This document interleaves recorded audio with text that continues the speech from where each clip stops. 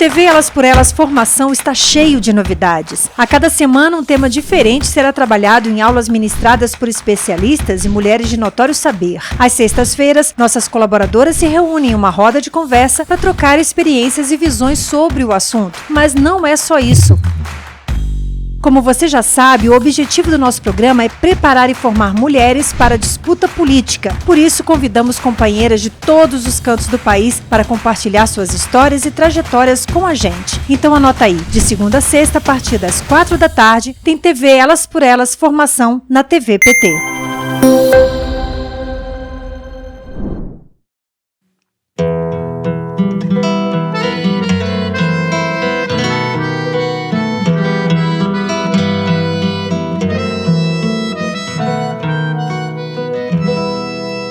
Lugar que é bom pra mim é onde eu quiser estar. A estrela ainda brilha, ela é quem vai me guiar. Ser guerreira é minha sina, batalhando pra vencer. Tenho voz pra ser ouvida, tenho sonhos pra viver. Não vão mais conseguir me anular, me calar. Ninguém vai me impedir de cantar e lutar. Seja em casa, no campo, na rua ou na praça. Chega de mordaça, agora eu vou falar. Porque eu sou mulher pra fazer acontecer. Eu sou uma delas, são elas por elas, ocupando os espaços de poder.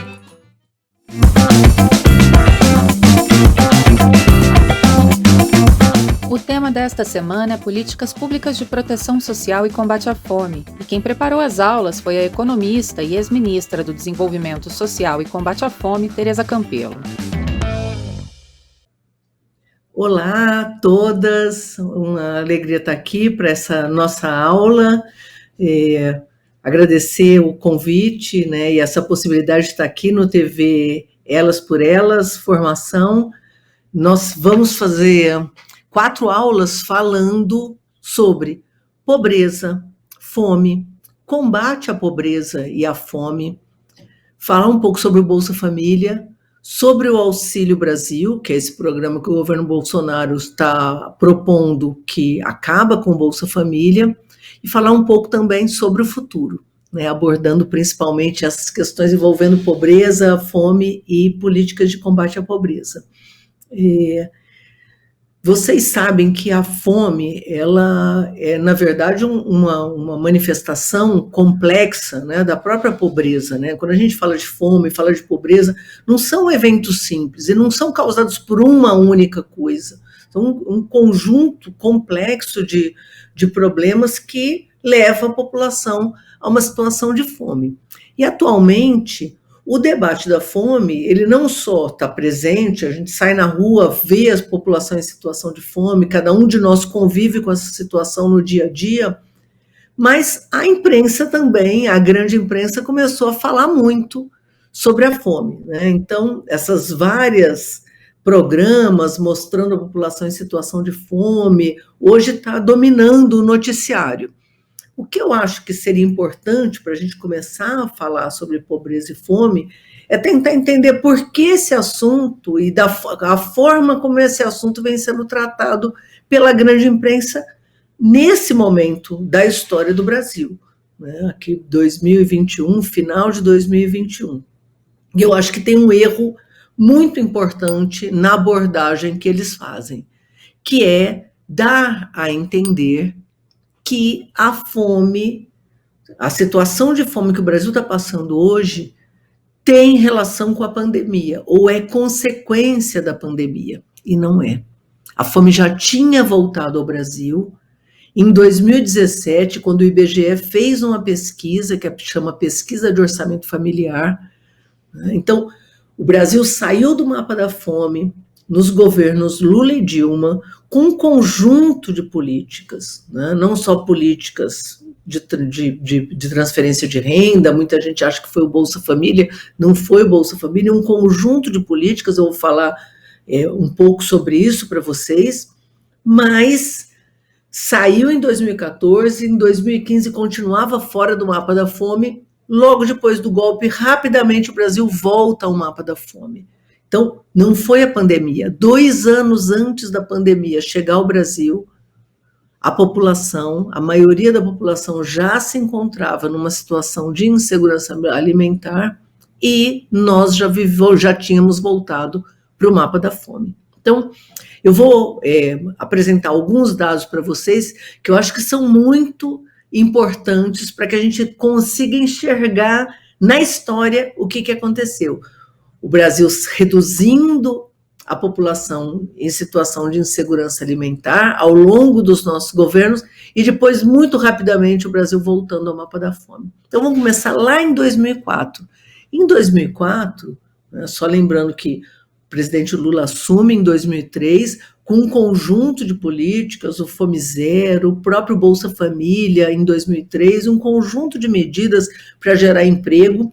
E em 2004, pela primeira vez, o Brasil faz um estudo pelo IBGE, que é o nosso Instituto Brasileiro de Geografia e Estatística, que a gente chama de Escala Brasileira de Insegurança Alimentar, para tentar saber qual é a situação de insegurança alimentar da população brasileira. Essa escala, inclusive, ela passou a ser usada pelas Nações Unidas, depois que o Brasil implementou, ela foi tão bem sucedida, e ela foi um mecanismo tão eficiente que a FAO, né, que é a Agência das Nações Unidas para cuidar de agricultura e de alimentação, passou a usar também. Então, em 2004, pela primeira vez, o Brasil fez um estudo, né, através do IBGE, para saber qual era a situação de insegurança alimentar. Por que eu fico falando de insegurança alimentar e não de fome? Porque não é só quem está passando fome, quem não está comendo nada, que está numa situação de ameaça da sua segurança alimentar e, portanto, ameaça em ficar malnutrido, né? Tem gente que a gente chama de insegurança alimentar grave, né, que é quando não só a população não come todas as refeições, como mesmo as crianças não estão comendo. O que a gente chama de insegurança alimentar moderada, que é quando os adultos começam a pular refeições, então as pessoas não fazem todas as refeições que deveriam fazer ao longo do dia, né? Como o presidente Lula diz, tem que no mínimo fazer 3 refeições, então já tem gente na família que não está fazendo todas as refeições, mas mesmo quando as pessoas estão comendo 3 vezes ao dia, e estão comendo mal, muito mal, comendo macarrão instantâneo, né? Não estão comendo verdura, fruta, ou não estão comendo uma proteína, não estão comendo carne. Isso já caracteriza uma situação de insegurança alimentar. E tem gente que não sabe se vai comer o mês que vem. Que, aliás, diga-se de passagem, a gente está vivendo isso hoje no Brasil, né? Tem gente que recebeu o auxílio emergencial em outubro e não sabe se vai receber em novembro. Aliás, como nós vamos ver nas próximas aulas, tem muita gente que não vai mesmo continuar recebendo e, portanto, é provável que a fome vá aumentar ainda mais no Brasil. Mas aqui, voltando, em 2004, quando a gente aplicou pela primeira vez a escala brasileira de insegurança alimentar, a gente viu que 35% dos brasileiros estavam em situação de insegurança alimentar, ou seja, não tinham segurança se iam comer no mês que vem, não sabiam se ia ter recurso para comprar comida, não sabia se ia ter dinheiro na família para as crianças se alimentarem. Muitos já passavam fome, quase 10% dos brasileiros passavam fome quando o presidente Lula assumiu, né? Em menos de 5 anos, esse índice já caiu para 30%. E depois caiu de novo para perto de 22%. Né? Nossa, mas 22% de população em insegurança alimentar continua sendo muito alto, é verdade. Mas muito rapidamente a gente conseguiu mudar essa situação. Né? Você não consegue mudar 500 anos de história de opressão, de exclusão, né, e de fome em 10 anos. Mas a gente conseguiu alterar muito essa situação e reduzir a população em situação de fome, tanto que o Brasil foi premiado nas Nações Unidas, né, recebendo um prêmio, né, dizendo que a gente tinha saído do mapa da fome. Então, o Brasil saiu do mapa da fome em 2014, graças a todo esse processo que foi construído através de políticas públicas. Em 2017, logo depois do golpe, quando, de novo, essa escala brasileira de insegurança alimentar é aplicada, o Brasil volta para o mapa da fome e nós passamos a ter, em 2017, como eu disse, 2 anos antes da pandemia, 36,7% dos brasileiros em situação de insegurança alimentar. Ou seja, em 2017, com o governo Temer, a gente ficou pior do que a gente estava no começo do governo Lula. Veja como é rápido. Por quê? Porque a desnutrição ela é muito acelerada. A população para de comer, para de ter acesso à renda, passa a ficar com índices altos de desemprego, muito rapidamente volta ao mapa da fome, né? Então, todo o esforço de reverter essa situação, de tirar o Brasil do mapa da fome, praticamente foi anulado já no governo Temer. Aí entra o governo Bolsonaro, essa situação é acelerada, e com a pandemia, aí sim, nós temos o acirramento desse quadro. E aí uma parcela enorme da população, mais de 55% dos brasileiros, em dezembro de 2020, segundo dados da Rede de Pesquisadores de Segurança, Soberania e Segurança Alimentar, mais de 55% dos brasileiros estavam em insegurança alimentar em dezembro do ano passado. Ou seja, deve ter piorado muito para hoje, a gente ainda não tem os dados, mas logo, né, em mais alguns meses teremos. Isso significa que quase 120 milhões de brasileiros estavam em insegurança alimentar, mais da metade do país. E aí, vamos olhar rapidamente o que a própria FAO diz, por que o Brasil saiu do mapa da fome. Porque eu acho que, se a gente olha o que a FAO diz, né, as Nações Unidas disseram, por que o Brasil conseguiu sair do mapa da fome? Então, ela lista algumas questões, que são várias, né, porque a fome é um fenômeno multidimensional, né, são vários problemas que levam a população a entrar em fome, e você tem que atacar várias frentes para poder tirar essa população da situação de fome. Então, o que a FAO dizia em 2014? Por que o Brasil saiu do mapa da fome? Primeiro, prioridade política. A prioridade do governo do presidente Lula e da presidenta Dilma foi aumentar a renda da população e foi levar comida saudável para a população. Não só aumentar a renda, mas garantir que essa população tivesse acesso a alimentos. Então, primeira grande questão, liderança e prioridade política dos nossos governantes. Quando a gente fala prioridade, não é só blá, blá, blá. Prioridade é colocar no orçamento. Né? Então, o pobre foi para o orçamento, como o presidente Lula insiste sempre, lembra sempre que é o que é importante. Segunda grande questão, aumentar a renda dos mais pobres, da população empobrecida. Por quê? Porque o problema do Brasil não é falta de alimento. O Brasil é um dos maiores produtores de alimentos do mundo. Desde a década de 70, o Brasil produz mais alimento do que ele precisa para alimentar o seu povo. Inclusive exporta, é um dos maiores exportadores de alimentos do mundo. Por que o brasileiro passa fome, apesar do Brasil produzir alimentos e ter clima, ter terra, ter tecnologia, ter riqueza suficiente para alimentar todo o seu povo? O povo não tem acesso porque não tem renda, principalmente. Então, como que o governo Lula e Dilma aumentou a renda dos brasileiros? Primeiro, aumentando o salário mínimo acima da inflação. Então, 74% de aumento acima da inflação. Isso aumentou o poder de compra do salário mínimo, e com isso aumenta o poder de compra das aposentadorias, dos salários, mesmo de quem não tem salário mínimo, né, mesmo de quem está na informalidade. Segundo, 21 milhões de empregos foram gerados neste período nesses 13 anos do nosso governo. E eu depois vou mostrar um dado para vocês, mostrando quem está na formalidade, quem tem carteira assinada, tem muito mais segurança alimentar do que quem está na informalidade.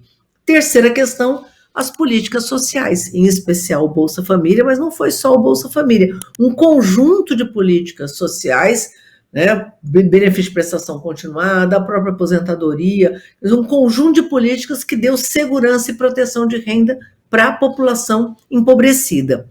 Terceira grande questão, então, liderança e prioridade. Segundo, aumento da renda. Terceira grande questão, Programa Nacional de Alimentação Escolar, que já existia, mas que nos governos do Lula e Dilma ganhou uma nova vertente, né, uma nova política dentro do próprio PNAE, dentro da merenda escolar, que é comprar comida localmente da agricultura familiar, fazendo com que a merenda escolar não fosse somente um leite e um lanche, ou com biscoito, mas fosse comida mesmo, arroz, feijão, uma carne, um frango, verdura, legumes, fruta, né? A quarta grande questão, fortalecer a agricultura familiar. Essa agricultura familiar que é quem bota a comida no nosso prato. Então, garantimos aumento do crédito, assistência técnica, as cisternas, né, em todo o Nordeste brasileiro, o programa de aquisição de alimentos, um conjunto de políticas. E, por fim, a FAO lista a participação social e o controle social, que garantiu que a gente avançasse ainda mais, né, através principalmente do Conselho Nacional de Segurança Alimentar. Todas essas 5 questões que eu levantei foram destruídas ao longo do governo Temer e do governo Bolsonaro. Então, tudo aquilo que nos tirou do mapa da fome, nos colocou de volta no mapa da fome. Então, dá para a gente entender por que o Brasil demora, né, ao longo desses 13 anos, sai do mapa da fome e depois por que volta tão rapidamente? Porque tudo aquilo que a gente fez para tirar o Brasil do mapa da fome foi destruído ao longo desses governos, a começar com o mercado de trabalho. Vocês sabem que o mercado de trabalho no Brasil, que tinha sido formalizado com a maior parte dos brasileiros com carteira assinada, acabou a CLT no governo Temer e com isso a gente passou a ter uma situação de muito mais insegurança. A maior parte dos brasileiros que trabalham na informalidade e a maioria são mulheres.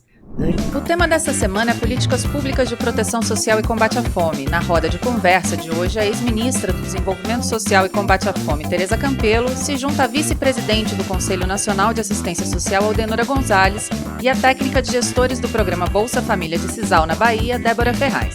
A mediação é da professora Selma Rocha.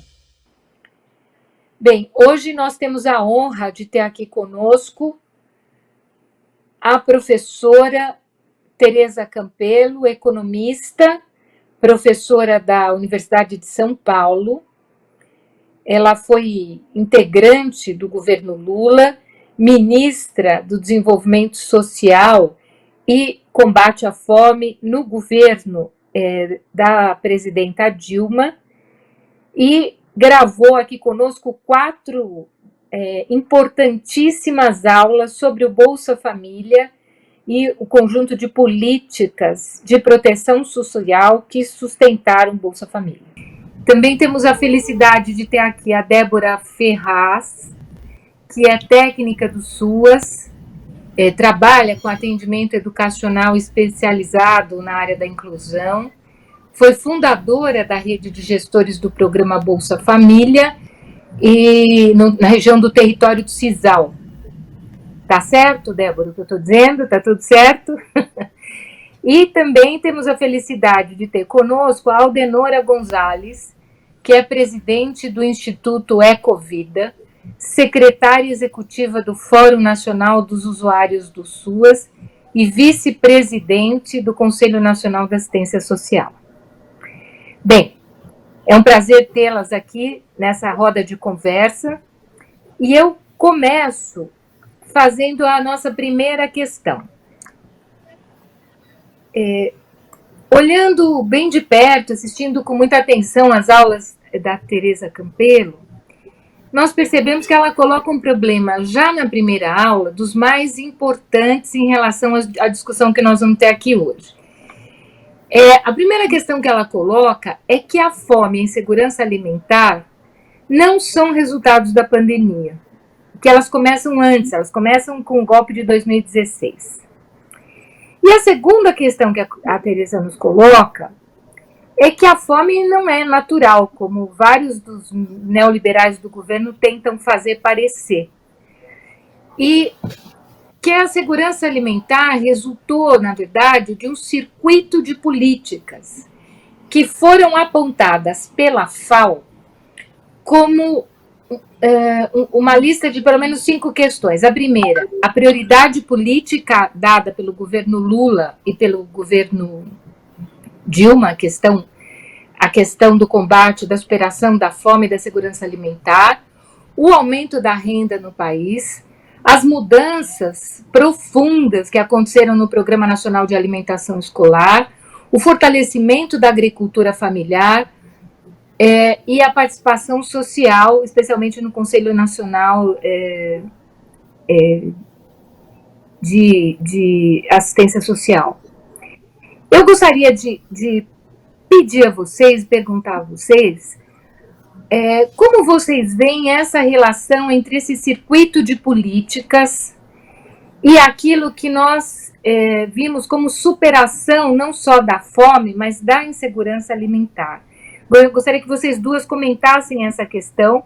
Nós temos pouquinho tempo para os comentários, vão ser 3 minutos, e passamos depois para a Tereza, para ela retomar as questões colocadas por vocês. Bom, acho que eu posso começar. Pode começar, Débora.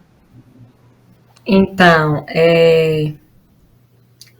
do nosso olhar, né, do chão de quem pisa e de quem toca a realidade das famílias, é muito fácil perceber, né, na fala da professora Tereza, na sua aula, e também numa análise muito global, né, diante do que a gente vivencia hoje. É um verdadeiro desmonte, na verdade, né, o que a gente vivencia hoje, da realidade, né, da questão tanto da fome quanto da segurança alimentar no Brasil. Nós vivenciamos um processo, desde a instituição do programa Bolsa Família, de tantas políticas, né, que surgiram no governo Lula, no governo Dilma. Nós vivenciamos um processo de superação de pobreza e de extrema pobreza, né? Numa escala onde a gente pôde perceber que as políticas elas foram caminhando lado a lado, né, no sentido dessa superação. Hoje a gente consegue afirmar que não é um processo da pandemia, justamente por conta desse desmonte, né? Você vê políticas públicas que vão se dissociando ao longo dessa trajetória inicial desse desgoverno que aí está, né? Acho que a gente pode chamar assim.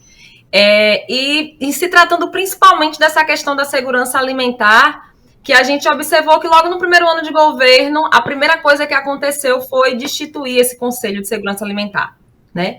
Então, quando isso acontece, nós brasileiros já ficamos antenados ao que poderia haver, né, posteriormente. Então, hoje são poucos os governos, eu vou falar muito da realidade dos espaços onde eu estou, são poucos os municípios hoje que prezam pela questão de manter a agricultura familiar no processo da alimentação escolar, né, de manter esses produtos que vêm ainda dessa inclusão produtiva, valorizando principalmente a questão dos agricultores. Mas a gente percebe que não dá, que não é o suficiente, porque os municípios eles são muito pequenos, né, quando eles não têm esse suporte do governo federal. Então, a gente observa esse desmonte dessas políticas que davam acesso à alimentação, né? Um direito tão básico das pessoas. Ontem eu falava isso no meu dia a dia de realidade de secretaria, conversando com algumas pessoas, e eu comentava com o secretário, eu disse, meu Deus, algo que é tão básico das pessoas, que é um direito, né, que é a alimentação.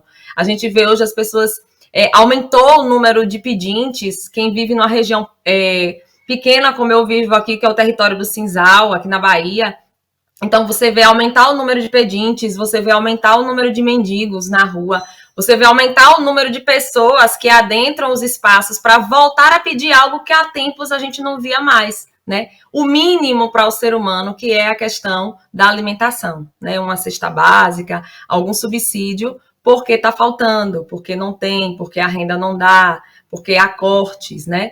Então, eu vejo todo esse processo como um processo mesmo de retrocesso, né? Mas um processo também de desmonte, né? Desmonte de políticas públicas que antes viabilizavam isso, né? Através dos programas sociais para as famílias mais necessitadas.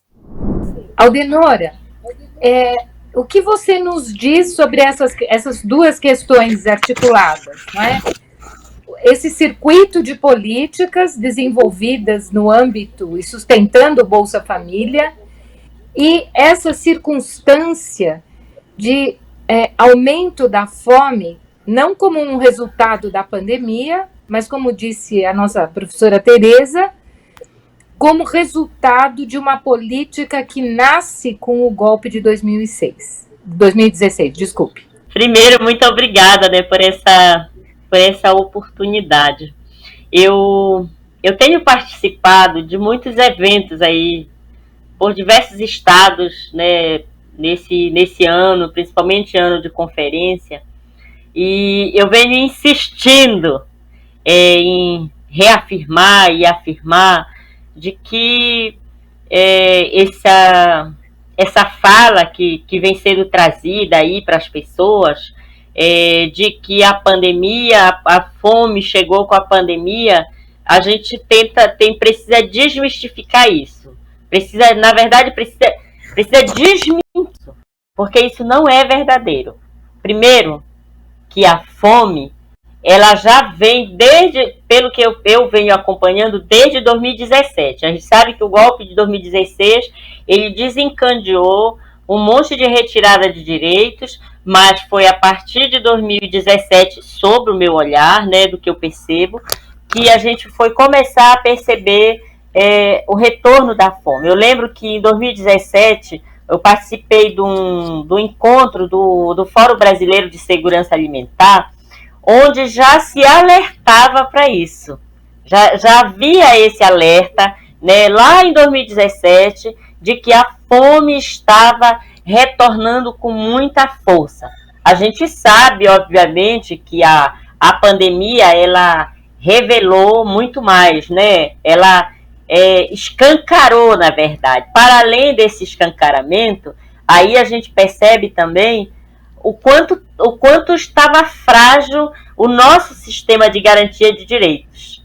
Essa é uma grande realidade que a gente precisa observar, porque muita gente não conhecia o CRAS, muita gente não conhecia os equipamentos da assistência, foram buscar esses equipamentos, encontraram esses equipamentos foram sucateados agora.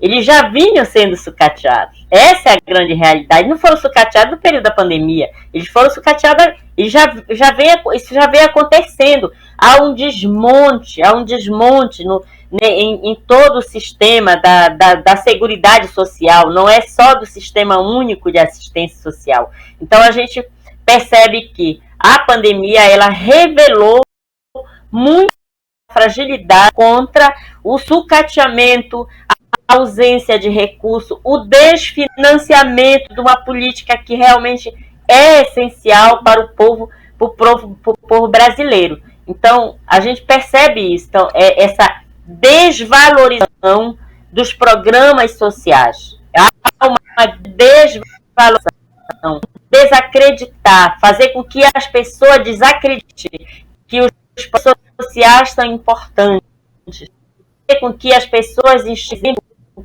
nosso querido programa Bolsa Família como um programa apenas de transferência de renda. Na verdade, com a realidade, a gente sabe que ele é muito, mas nossa, ele é gigante, ele é muito mais do que isso, né? Principalmente, não é só a transferência da renda para garantir o prato, a comida no prato, sabe? O alimento na mesa, mas tem a vacina das crianças, tem as crianças frequentando a escola, tem o mercadinho que melhora, sabe? E quando o mercadinho melhora, quando o dinheiro circula dentro do bairro, o bairro também melhora, porque as pessoas se vestem melhor, calçam melhor, exige que o saneamento chegue, as casas melhoram, a fisionomia das pessoas fica melhor, a alegria fica melhor. Mas acho que o principal mesmo é que as mulheres, nós mulheres, cidadãs, sabe? Há um grande empoderamento das mulheres porque se sente, tem a sua autonomia fortalecida, porque gera outras oportunidades, inclusive para procurar emprego, porque agora não precisa mais se preocupar em deixar os filhos em casa com fome, pode deixar os filhos alimentados e sair em busca de uma oportunidade melhor, pode pensar em voltar a estudar. Então, é o retorno da dignidade. Penso que são políticas que estão sendo fragilizadas justamente por quê? Porque é muito cômodo. É muito cômodo para políticos, principalmente como o atual presidente do Brasil. Eu não chamo nosso, não, porque ele não é meu, né? Então, para um político que está assumindo a presidência do Brasil, é muito cômodo, é extremamente cômodo permitir que as pessoas voltem para o ostracismo, que as pessoas percam a sua dignidade, principalmente quando se avizinha uma eleição tão importante como é de 2022. Então é cômodo para ele que as pessoas permaneçam pobres, sabe? Que as pessoas fiquem vulneráveis, que as pessoas precisem da política, que a política não possa oferecer, não possa dar esse retorno, que é justamente para que haja a compra do voto, como eles estão acostumados, comprando voto, comprando a dignidade, sabe? Fazendo com que as pessoas fiquem cada dia mais vulneráveis, mais empobrecidas, mais esfomeadas, que é isso que a gente está percebendo pelo Brasil. Há um grande descompasso do que a gente conhecia para o que está sendo feito agora, né? As pessoas estão simplesmente à mercê. Se não fosse de verdade o grande poder da solidariedade do povo brasileiro, nós teríamos centenas de pessoas, muito mais pessoas, para fome, catando osso, catando lixo, sabe? Porque até no lixão há o número de pessoas em acolá. Lamentável, isso é lamentável demais para o nosso país, né? O tamanho da riqueza que existe no país. Olá a todas, todos, todes que nos assistem aqui no TV Elas por Elas, Formação. Nós estamos começando mais uma aula para falar sobre pobreza, fome, combate à pobreza, políticas de combate à pobreza e combate à fome. Algumas das políticas em especial, como é o caso do Bolsa Família, né, que é o objetivo da nossa aula de hoje, é explicar o Bolsa Família como uma das principais políticas que é responsável por nos ajudar a sair do mapa da fome. E na próxima aula vamos falar sobre o Auxílio Brasil e falar um pouquinho sobre o futuro, né? Então, só lembrando, né, na aula passada nós falamos bastante sobre a fome, explicando por que o Brasil saiu do mapa da fome, né, a fome que sempre marcou a vida do brasileiro e a história do Brasil, e que todo mundo dizia que era natural, sempre foi assim, e os governos do presidente Lula e da presidenta Dilma mostraram que não, que a fome não é natural, que a fome existia no Brasil e existe por conta de um modelo de desenvolvimento econômico que é excludente e por falta de políticas sociais que garantam a inclusão desta população empobrecida, né, garantindo que eles não só melhorem de vida, como recebam, né, tenham acesso a alimentos e tenham uma renda digna para garantir a si, sua família, as crianças e assim por diante. Então, no programa passado nós vimos isso, e hoje nós vamos falar sobre uma dessas políticas, que é uma política super importante, que é o programa Bolsa Família, e que está sob ameaça, né? Então, nós estamos fazendo esse programa hoje sem saber se o Bolsa Família vai continuar existindo no próximo período ou não. Então, é super importante a gente poder passar a entender o que é o Bolsa Família, porque ele é muito mais do que um programa de transferência de renda. Quando a gente fala Bolsa Família, as pessoas pensam já naquele cartãozinho amarelo transferindo dinheiro para a conta bancária, né? Mas ele, na verdade, é muito mais que isso.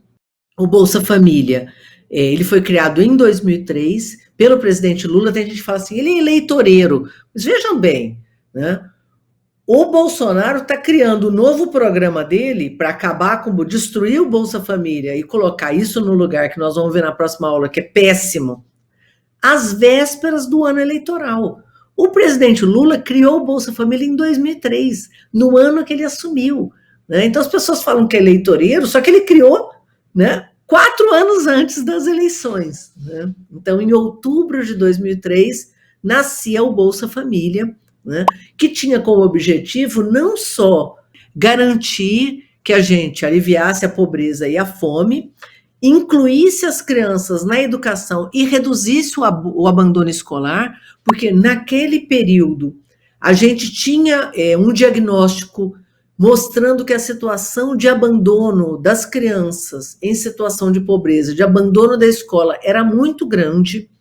Então, muitas das crianças abandonavam a escola, não conseguiam continuar estudando por conta de um conjunto de problemas, né? Muitas delas, inclusive, porque precisavam trabalhar para ajudar a sua família, para ajudar a sustentar a família e levar comida para dentro de casa.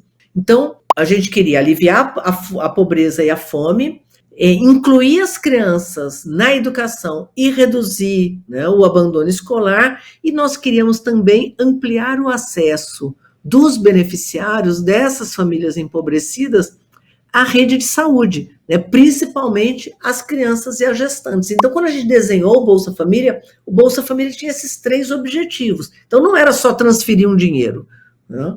E, ao transferir esse dinheiro, quem recebia o dinheiro? As mulheres, né? Então, prioritariamente as mulheres. 93%, né, dos cartões do Bolsa Família tem as mulheres como titular. Por quê? Na nossa avaliação, na ocasião, né, e isso se mostrou verdadeiro ao longo desses 18 anos, isso seria importante como um elemento de construção de uma trajetória também de empoderamento das mulheres, à medida que elas passavam a ter uma renda certa no mês, mesmo que fosse uma renda complementar, esse dinheiro ia para ela, né? Então isso lhe dava um conjunto de autonomias, né? Inclusive no processo de decisão, né, da vida familiar, empoderava essas mulheres e também garantia, né, que ela tomasse as decisões, e na nossa avaliação, as decisões mais corretas, né, de garantir alimento dentro de casa, de proteger a sua família. Então, por um conjunto de motivos, na ocasião, a gente defendeu que o Bolsa Família prioritariamente fosse para as mulheres, sendo chefes de família ou não, só é o homem que recebe quando ele é que tem a guarda das crianças, ou no caso dos viúvos. Meu nome é Ruth Lane Ribeiro Santos, tenho 37 anos, 2 filhos. Eu comecei a receber o Bolsa Família, eu estava grávida. Fui no CAIS e quando cheguei lá, estava lá, já estava contemplada. Me ajudou muito, estava desempregada, mãe solteira. E aí foi a única renda que eu tinha para me ajudar. Eu tinha que fazer preventivo, que está com a carteira de vacina atualizada até hoje, atualizada. Eles tomam as vacinas tudo em dia, nunca atrasou por causa do Bolsa Família, que eles chamavam, também tinha que levar a declaração escolar, tinha que estar em dia, as notas deles, a presença na escola, tudo isso ajuda. 18 anos depois, o Bolsa Família está completando 18 anos, né? Nesse mês de outubro e novembro, quando a gente está organizando essa aula, 18 anos depois, não só todos esses objetivos foram atingidos, como muitos outros. Então, antes de falar um pouco, né, por que o Bolsa Família foi tão bem sucedido, eu queria já mostrar esses resultados. É um levantamento que nós fizemos agora no mês de outubro, na plataforma Lattes, que é uma plataforma de pesquisadores científica, né, não só de estudo de jornal, de estudos científicos, mostra que ao longo desses 18 anos foram feitos 19.600 estudos sobre o Bolsa Família. Não só provando que aquele preconceito que existia com relação ao Bolsa Família não era verdadeiro, era preconceito mesmo. Então, o que as pessoas diziam? Vai dar dinheiro do Bolsa Família, dinheiro público para esse povo, e esse povo é preguiçoso. Sabe o que os estudos mostraram? Que não existe diferença entre quem é do Bolsa Família e quem não é do Bolsa Família no que diz respeito à busca ao trabalho. Então, ou esses adultos trabalham, ou esses adultos estão buscando trabalho, assim como os que não são do Bolsa Família. Então, os dois públicos não têm diferença, o que prova que não é verdade. Por que as pessoas achavam que quem é pobre ia receber o Bolsa Família e ia desistir de trabalhar? Tem algum fundamento científico? Não, é só preconceito. Acha que o pobre é preguiçoso, né? E isso depois, quando a gente for discutir o programa do Bolsonaro, a gente vai ver que isso está na essência do Auxílio Brasil, mas nunca esteve nas bases do Bolsa Família, que sempre apostou que essa família não só trabalhava, né, trabalha muito, como quer melhorar de vida, quer que os filhos estudem, né? Então, o conjunto desses estudos trouxe essas revelações para a gente. Mostrou ainda, né, que também era mentira, que o pobre, a pobre, pior ainda, né, que é um preconceito contra a mulher empobrecida, para receber o Bolsa Família, ia querer ter mais filho, como se a natureza da maternidade fosse uma natureza oportunista. A pessoa é pobre, aí eu vou ter mais um filho para ganhar um Bolsa Família. Quem acha isso não só é preconceituoso, não só tem ódio da população pobre, em especial das mulheres, isso é misoginia, né? Como é ignorante, né? Porque se a gente olha os dados no Brasil, o número de filhos por mulher diminuiu muito, justamente no período em que o Bolsa Família passou a funcionar no Brasil. Então, isso aí é puro ódio e puro preconceito contra a população pobre, principalmente contra as mulheres. Em 2009, que eu fui começar a trabalhar de carteira assinada. No entanto, era só o Bolsa Família, que nesse tempo o dinheiro dava de comprar algumas coisinhas e era no valor de R$210, mas assim, dava de comprar as coisas, não estava essa carestia que hoje está.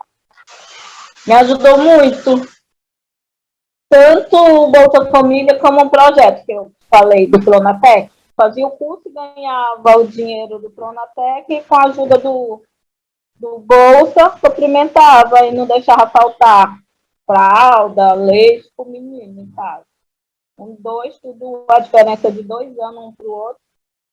Foi ralado, mas foi uma ajuda grande, foi o Bolsa Família. Fiz design gráfico e fiz cuidador infantil, que é onde eu trabalho na área para cuidar de criança especial. Já está com 9 anos que eu trabalho na área de cuidador. Então, vamos pegar aqui alguns dados muito rapidamente para ver por que o Bolsa Família é considerado o maior, o melhor e o mais eficiente programa de transferência de renda do mundo. Não é porque tem um cartão bancário, porque isso muitos países têm, mas porque ele conseguiu construir toda uma base de proteção social que garantiu que, através do Bolsa Família, essa família passasse a ser incluída na rede de proteção social e, com isso, melhorasse o conjunto dos seus indicadores. Então, vamos passar muito rapidamente alguns. Vocês sabem que quando a gente compara uma mulher pobre que está no Bolsa Família de uma mulher empobrecida que não está no Bolsa Família, a do Bolsa Família fez 50% mais consultas pré-natal, teve mais acesso à rede pré-natal. Nós conseguimos comprovar também uma redução de 14% do índice de crianças que nascem prematuras. Também menor prevalência de peso ao nascer. A criança já nascia, porque a família não tinha alimento suficiente, a criança nascia com baixo peso, né? E com isso já tinha todo o início da sua vida impactado, né? Então, as crianças começaram a nascer com um peso mais adequado. E 99,5% das crianças do Bolsa Família são vacinadas e têm acompanhamento na rede de saúde, porque tem muita gente que fala assim, o Bolsa Família exige vacinação, mas não é só vacinação, as crianças têm que ir no médico a cada 6 meses, quando ela tem de 0 a 6 anos. Então, ela tem que ir no médico a cada 6 meses, e com isso, ela passa a ser observada por esses médicos, né? Essa criança está com baixo peso, né?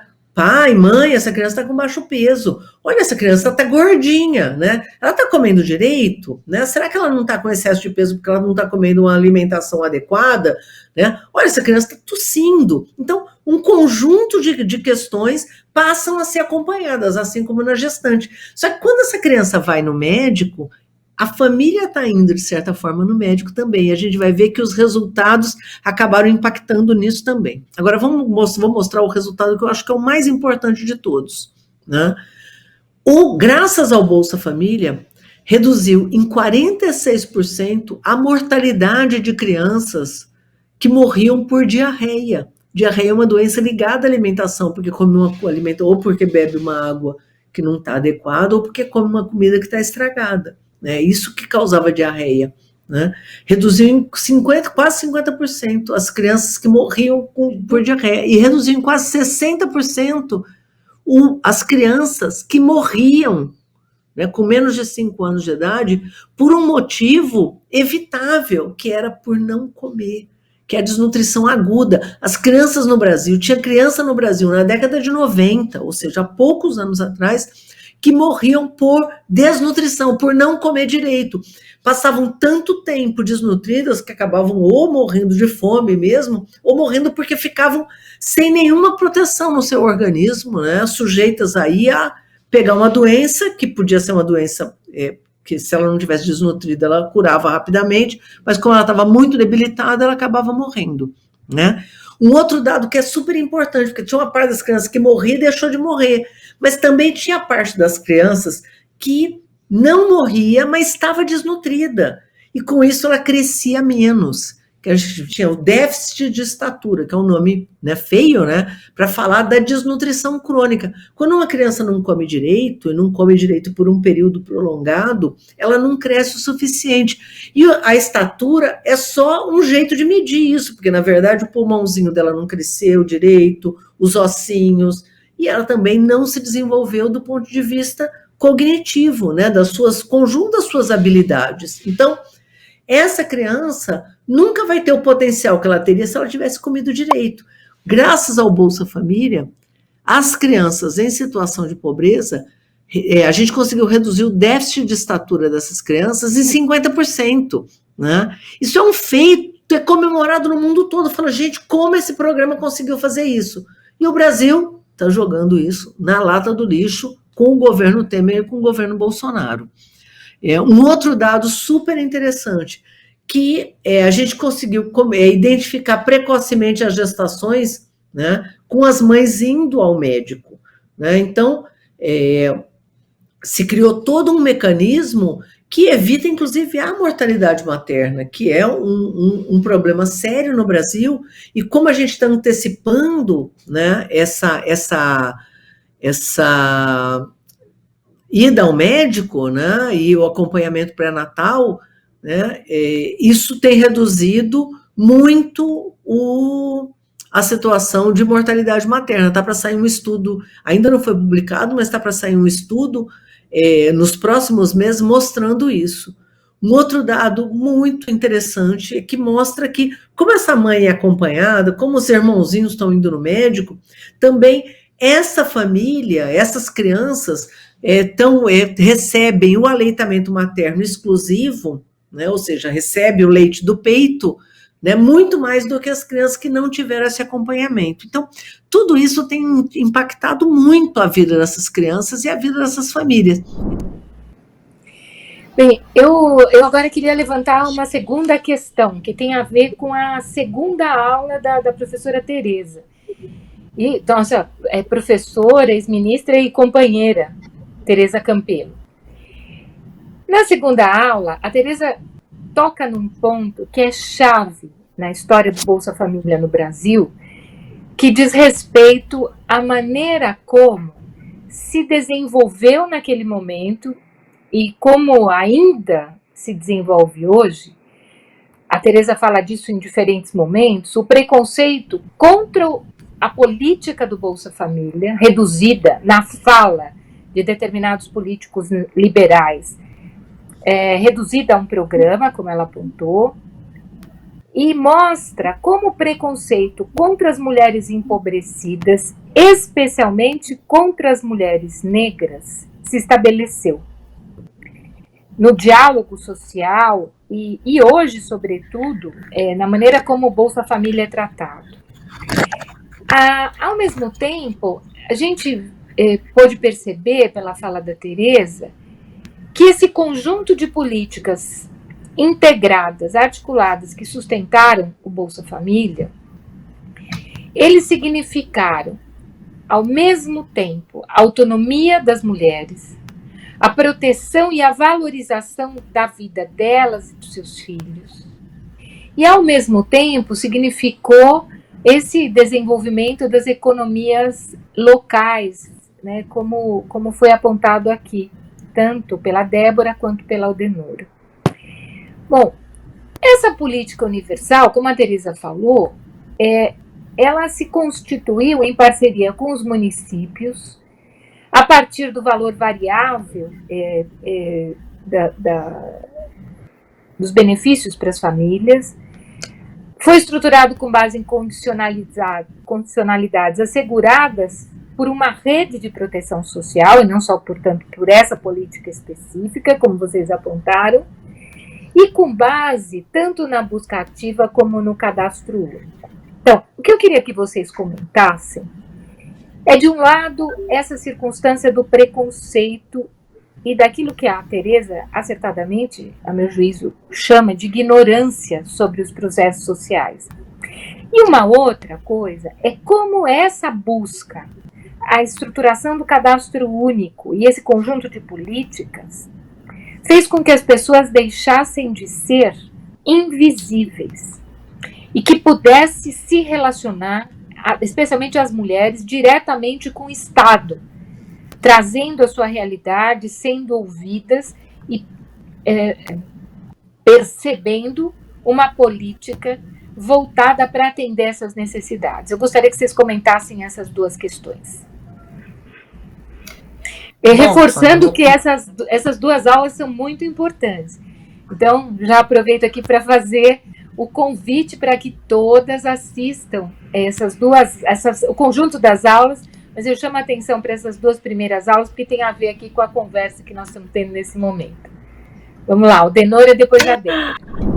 Isso é um presente que você está trazendo aqui, né? Trazer essa interrogação, né? Essa instigação aqui.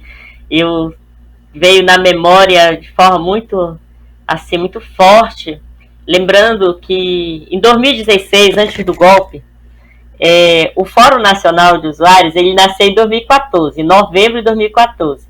E aí, em 2016, a gente reuniu todos os coordenadores do Fórum Nacional lá em Brasília, acho que no mês de abril, se não me falha a memória, bem no início, e aí, para fazer justamente essa conversa sobre o preconceito contra o usuário da assistência, do Sistema Único de Assistência Social. A gente fez uma parceria com o Conselho Federal de Psicologia, né, onde a gente lançou uma campanha. Foi lançada, inclusive, na conferência de 2017, na Conferência Nacional, nós fizemos o lançamento dessa campanha contra o preconceito contra o usuário do SUAS. Porque o usuário do SUAS, ele é diverso, né? Ele é diverso. Eu sou marajoara, sou mulher marajoara, eu sou usuária do SUAS. Nós temos centenas de indígenas, de quilombolas, de ribeirinhos, né? De trans e de de ciganos, de deficientes, é uma diversidade de público, mas a gente sabe que o maior número são mulheres e mulheres negras. E onde estão essas mulheres negras? Nos lugares mais empobrecidos. Nos lugares mais empobrecidos. É de lá que estão essas mulheres. E aí começa a trazer gerar esse grande... Há um preconceito. A gente começou batendo na tecla de que existia um preconceito contra o usuário da política de assistência social. Depois a gente foi afinando até a gente conseguir entender. Eu lembro que foi num evento lá em Salvador, né? Eu estive no evento em Salvador para fazer o lançamento da campanha, onde eu consegui perceber, por todas as falas que me antecederam, de que o maior preconceito não era contra o usuário da política, era contra as mulheres, mas não contra as mulheres negras, né? E principalmente contra a pessoa pobre. Essa é a grande realidade. Há um preconceito contra a pobreza. Até os pobres hoje, nesse período de fake news, acabaram comprando de que ele não quer pobre, porque ser pobre é muito feio, sabe? E eu sempre reforço para as pessoas que não é isso. Não é feia. Feia é quem gera pobreza. Quem gera pobreza é que é feio.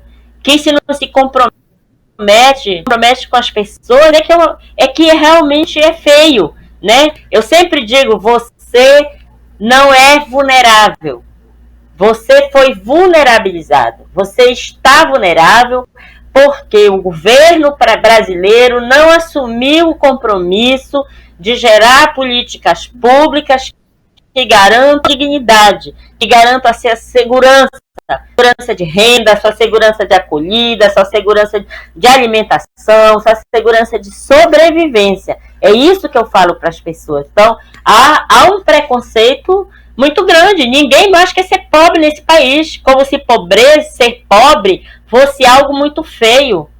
E eu repito, não é feio ser pobre. Eu sou uma pessoa pobre. Eu digo pobre financeiramente, porque tem vários tipos de pobreza.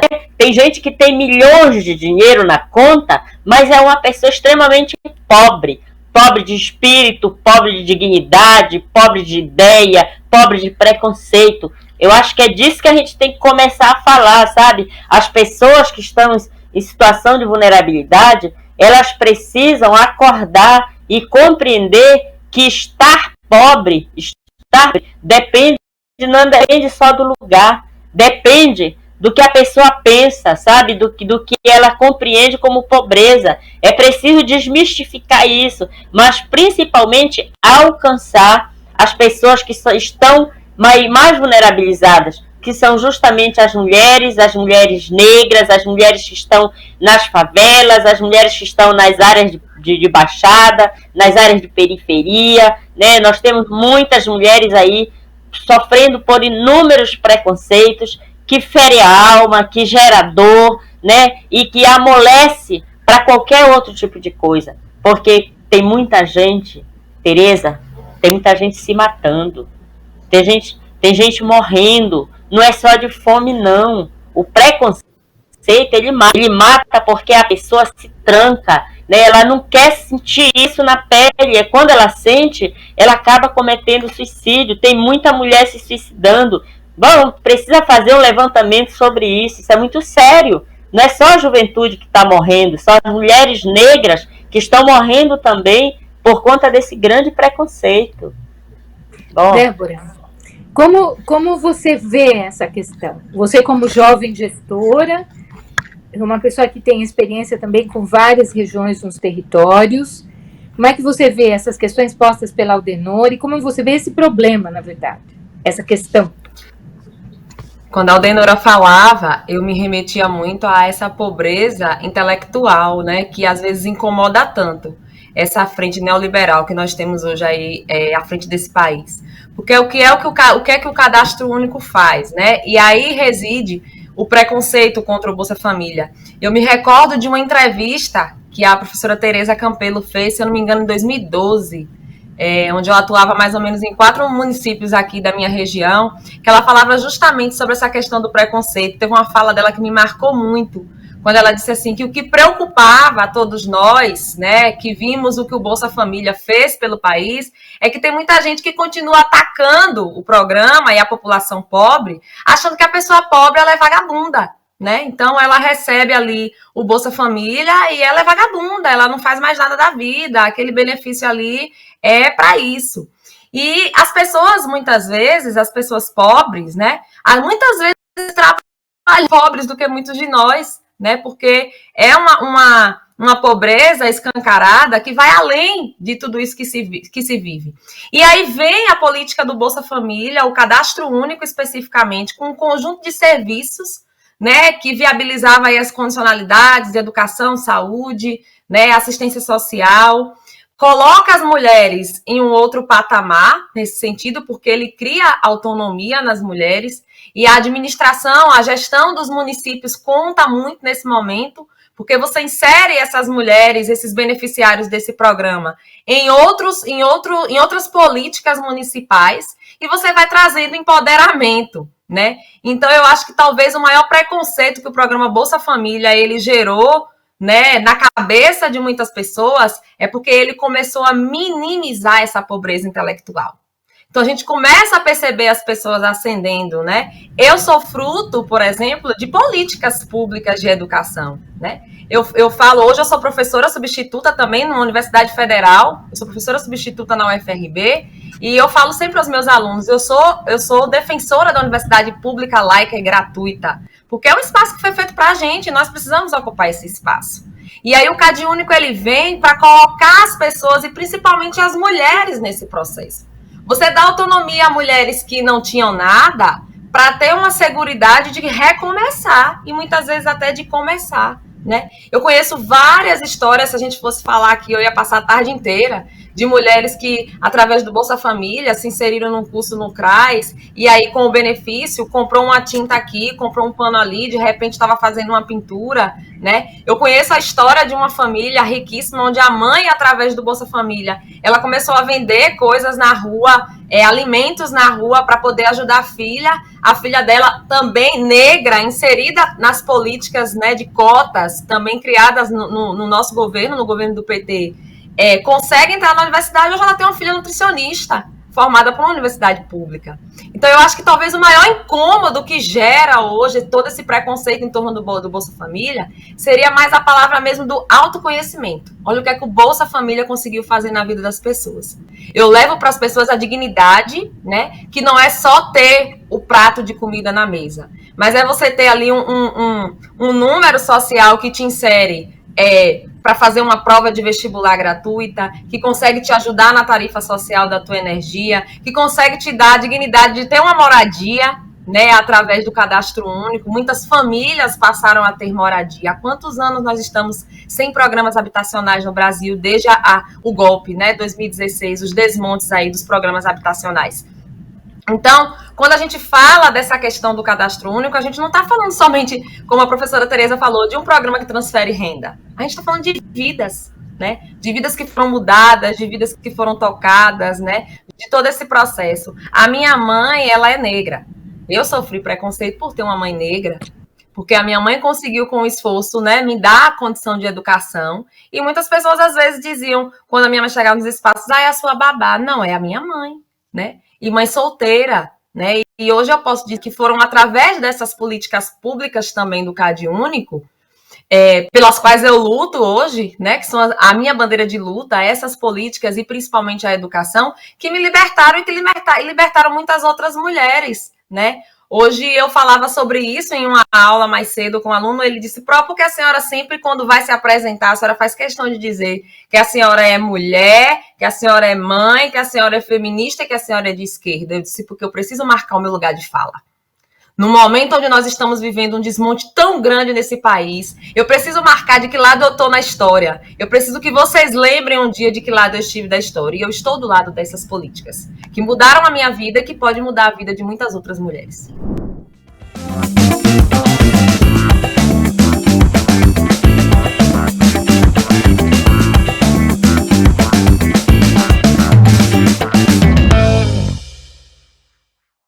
Eu sou atriz e faço política desde a adolescência, quando era estudante.